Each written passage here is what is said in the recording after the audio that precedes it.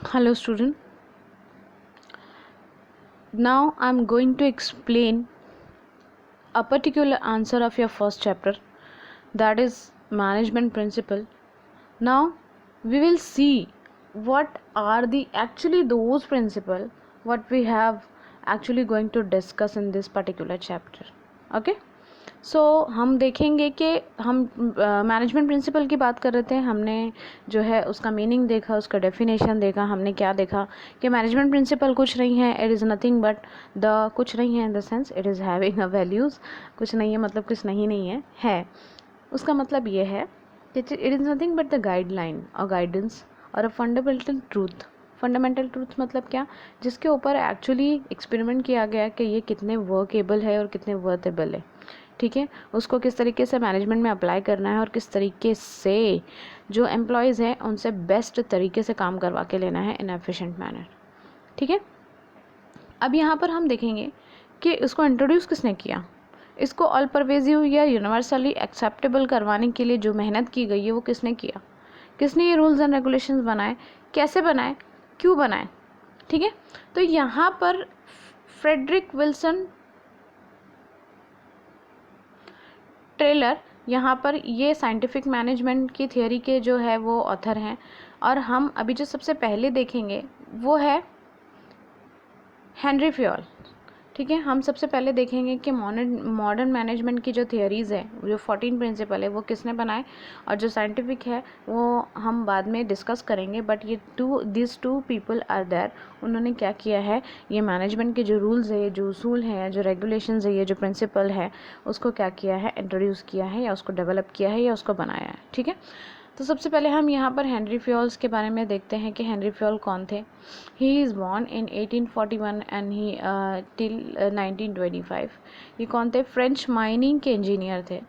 ठीक है, उन्होंने क्या किया, उन्होंने इंडस्ट्रियल को लीड किया, मतलब वो वहाँ के मैनेजर थे। अब जाहिर सी बात है कि वो मैनेजर जो होता है वो सबसे काम करवा के लेता है इन एफिशिएंट मैनर में।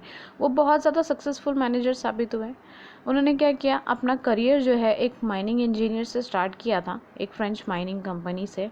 एंड उन्होंने चीफ मैनेजिंग डायरेक्टर की पोजीशन हासिल की। कैसे की, उन्होंने क्या किया, कुछ एक्सपेरिमेंट्स किए एज अ मैनेजर।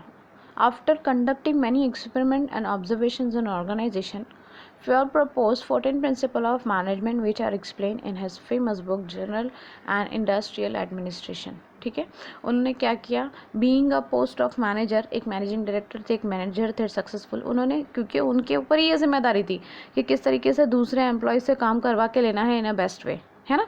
तो उन्होंने क्या किया, कुछ एक्सपेरिमेंट किए।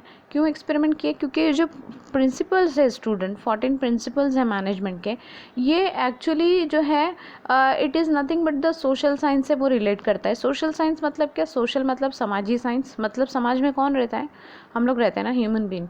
तो यहाँ पर ये इतना एनहांस करने की क्या ज़रूरत है स्टूडेंट, यहाँ पे ये इतना एनहांस करने की ज़रूरत इसलिए है क्योंकि जो ह्यूमन बीइंग्स होते हैं ना, और specially at the work place, वो अलग अलग कल्चर, अलग अलग कम्युनिटी, अलग अलग बैकग्राउंड, अलग अलग रीजन, अलग अलग स्टेट, है ना, देश के दुनिया के अलग अलग हिस्सों से लोग आते हैं। उनका क्वालिफिकेशन अलग होता है, उनका हर एक की अपनी सोच होती है। कोई गुस्से वाला होता है, उनका नेचर अलग होता है, कोई साइकोलॉजिकल, किसी को कोई सुस्त होता है, कोई बहुत एक्टिव होता है ना।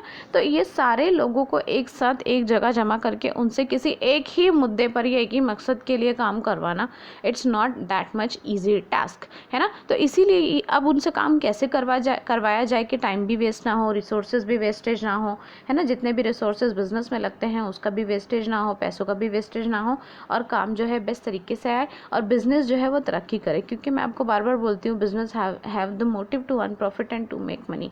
ये सारे बिजनेस का एक ही मकसद होता है कि किस तरीके से ज़्यादा बिजनेस को तरक्की मिले। ठीक है, तो उनसे काम करवाएंगे तभी तो बिजनेस का नाम आगे बढ़ेगा। तो उन्होंने क्या किए, as a being a manager, उन्होंने एम्प्लॉयज़ पर कुछ एक्सपेरिमेंट किए और जो जो चीज़ें एप्लीकेबल होती गई उन्होंने वो 14 प्रिंसिपल्स को अपनी बुक के अंदर क्या किए हैं, इंट्रोड्यूस किया है, जनरल एंड इंडस्ट्रियल एडमिनिस्ट्रेशन। ठीक है, उसी की वजह से उनको क्या कहा जाता है, he is called as a father of modern management.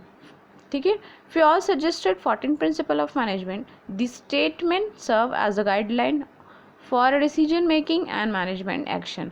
ये जो स्टेटमेंट्स है, ये जो प्रिंसिपल्स है, ये जो रूल्स एंड रेगुलेशंस है, ये जो गाइडलाइंस है, वो किस चीज़ में मदद करती है, ताकि सही फैसले लिए जाएं और एक गाइडलाइन मिले एक प्रॉपर एक्शन के लिए, मतलब एक प्रॉपर काम कैसे करना है, उसके अंदर मजबूती कैसे आए, ये उसके बारे में बताता है। देखते हैं हम लोग 14 प्रिंसिपल्स कौन से हैं।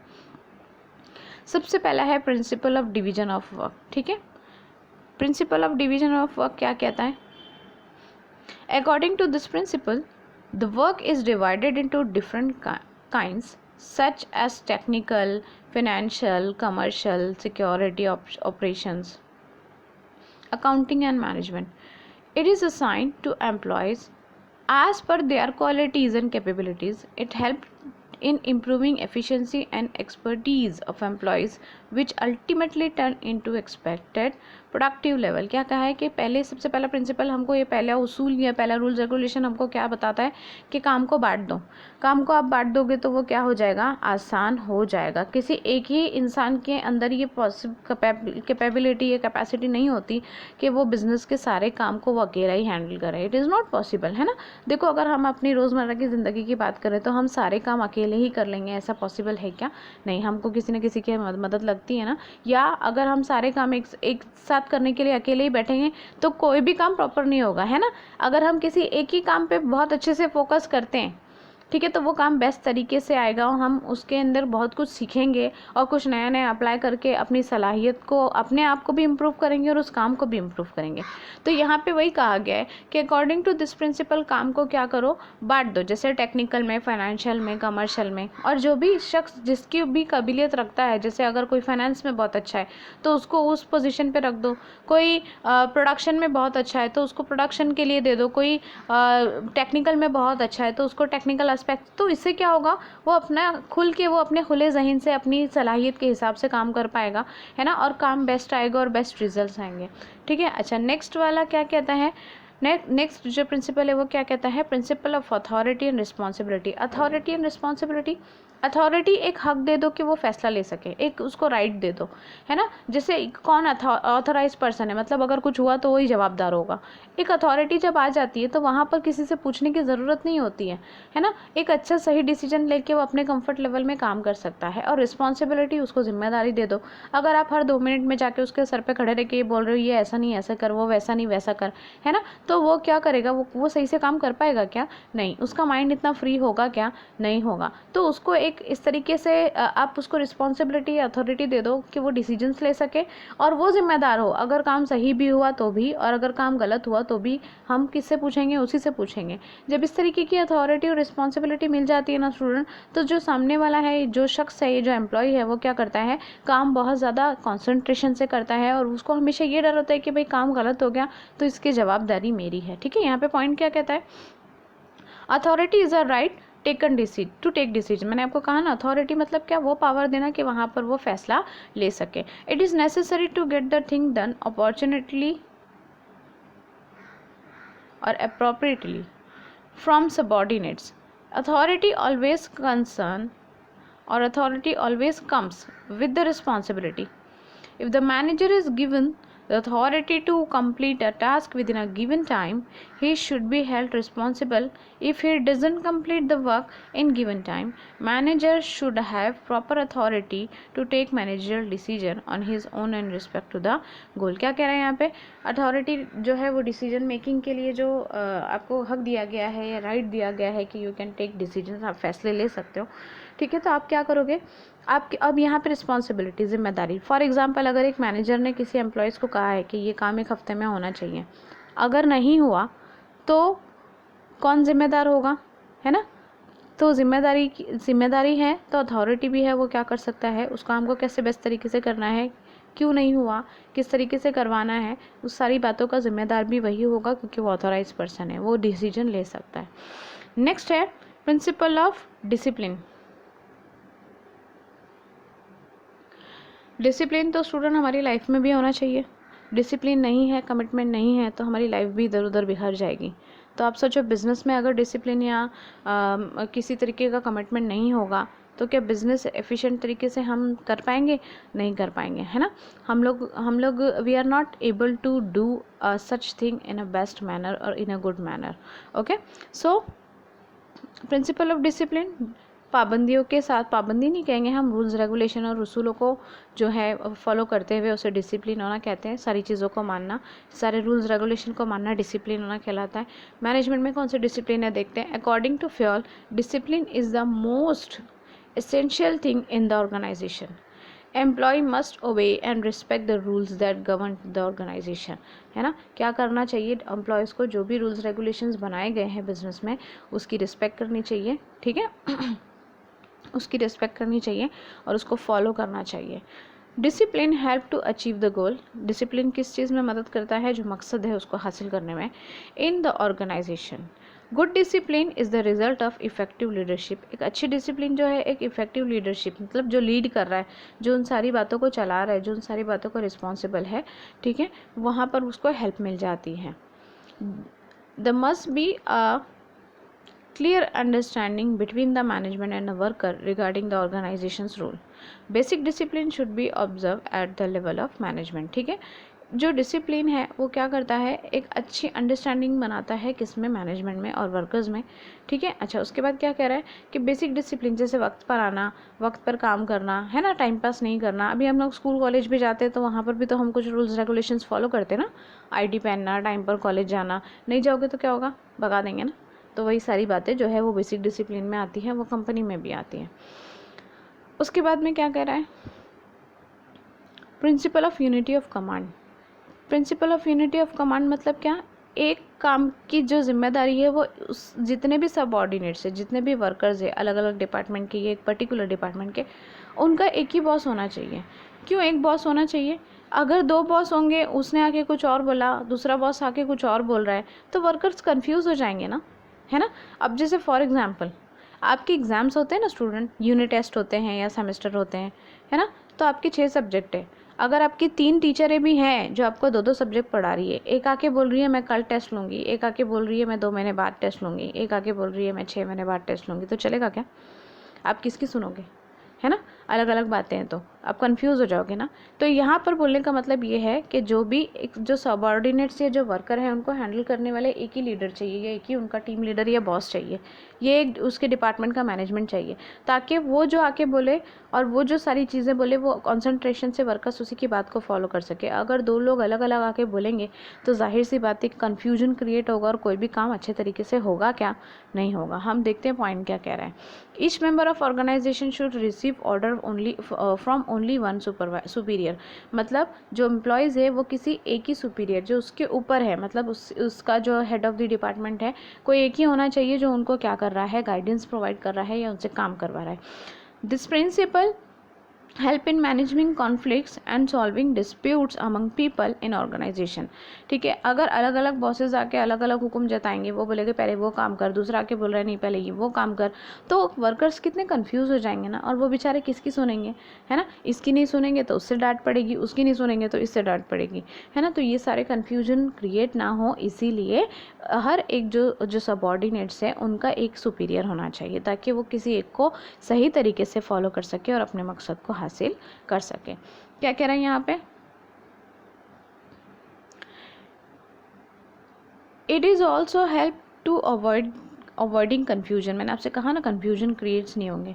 If an employee receive command from more than one authority he will get confuse and will not be able to take decision about whose order should be followed, है ना। अगर वो एक से ज़्यादा बॉसेस से जो है वो कमांड्स ले रहा है तो वो उसको समझ ही नहीं आएगा कि मैं किसकी सुनूँ किसकी नहीं सुनूँ, और कन्फ्यूजन क्रिएट होगा और काम अच्छा नहीं होगा। क्या कह रहे हैं यहाँ पे,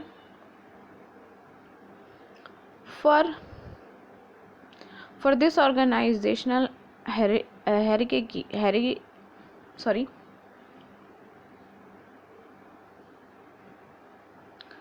for this organizational hierarchy should be well defined. Each employee should know his immediate superior and should receive order from him only. मतलब हायरार्की का क्या मतलब है, देखो आप पिक्चर देख रहे होंगे ना, एक रेड कलर का जो है डॉट दिख रहा है, नीचे 3 ग्रीन कलर के डॉट्स हैं। तो जो नीचे 3 ग्रीन कलर के डॉट्स है वो एम्प्लॉयज़ या सबऑर्डिनेट्स हैं, और वो रेड कलर का डॉट है वो बॉस है ना। तो ये हायरार्की क्या दिखा रही है कि एक अगर बॉस होगा तो जाहिर सी बात है जो है एम्प्लॉयज़ कंफ्यूज नहीं होंगे और काम स्मूथली होगा। और दूसरी पिक्चर में देखो 2-3 बॉस है वो आपस में ही कंफ्यूज कर रहे हैं कि जो एम्प्लॉयज़ है वो किसकी सुने। ठीक है, अच्छा नेक्स्ट पॉइंट आता है principle of unity of direction. This principle stated that should be one head and one plan in every organization. Each group is the organization should have the same objective and the group should be directed by one manager using single plan. यहाँ पर भी same बात आती है। Unity of direction मतलब क्या, कि जो डायरेक्शन करने वाला है, जो गाइडेंस प्रोवाइड कर रहा है, जो एक तरतीब बता रहा है, एक प्रॉपर वे बता रहा है काम करने का, वो भी एक हो। अगर यहाँ पर वही वाली बात आती है, एक से ज़्यादा 2-3 बॉस होंगे तो वहाँ पे एम्प्लॉयज़ क्या होंगे, कन्फ्यूज़ होंगे और काम अच्छे से होने वाला नहीं है। मतलब एक ही मकसद के लिए सारे लोग काम कर रहे हैं तो एक प्रॉपर वे में जाएँ, अलग अलग लोग आकर उनको अगर कन्फ्यूज़ करेंगे तो जाहिर सी बात है काम अच्छे से होने वाला नहीं है। नेक्स्ट पॉइंट है principle of subordination of individual interest and organizational interest. मतलब क्या कह रहा है यहाँ पे, इस पॉइंट का मतलब ये है स्टूडेंट कि बिजनेस का जो मकसद है ना, बिजनेस का मकसद क्या है, प्रॉफिट अर्न करना है ना, अपनी प्रेस्टीज बनाना, अपना नाम रोशन करना। जाहिर सी बात है नाम होगा तो बिज़नेस आगे बढ़ेगा, तरक्की करेगा, बिज़नेस आगे बढ़ेगा, तरक्की करेगा तो वहाँ के एम्प्लॉयज़ की भी तरक्की होगी। तो हर एम्प्लॉयज़ को ये सोचना चाहिए कि जो ऑर्गेनाइजेशन का गोल है वो मेरा पर्सनल गोल भी है, और उसको उतने ही, अगर वो जिस दिन एक एम्प्लॉय ये सोचेगा कि भाई मेरा भी वही मकसद है कि बिज़नेस तरक्की करे जिससे मेरी भी तरक्की होगी, तो जाहिर सी बात है वो काम को ज़्यादा जोश और खरोश से करेगा, मतलब ज़्यादा एफिशिएंट वे में करेगा, है ना। अब जैसे फॉर एग्जांपल मैं आपको एक एग्जांपल देती हूँ। कॉलेज में अगर 12th स्टैंडर्ड की क्लास में 50 बच्चे हैं, ठीक है, अगर 50 के 50 बच्चे जो है कि वो पास हो जाते हैं HSC में, ठीक है, तो कॉलेज का रिज़ल्ट क्या आएगा, 100% आएगा।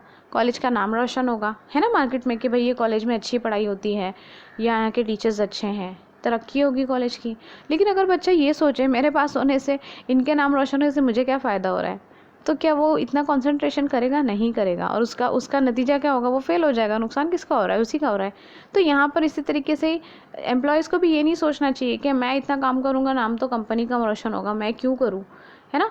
तो अगर वो ऑर्गेनाइजेशनल गोल को या ऑर्गेनाइजेशन के मकसद को अपना मकसद समझ के काम करे तो वो ज़्यादा इंटरेस्ट दिखाएगा, ज़्यादा एफिशिएंट वे में काम करेगा और बिज़नेस ज़्यादा से ज़्यादा तरक्की करेगा और अपने मकसद को हासिल करेगा। Let's see. According to this principle, the interests of an individual must be given less important than the interests of the organization. While taking decision in the organization, the manager should always consider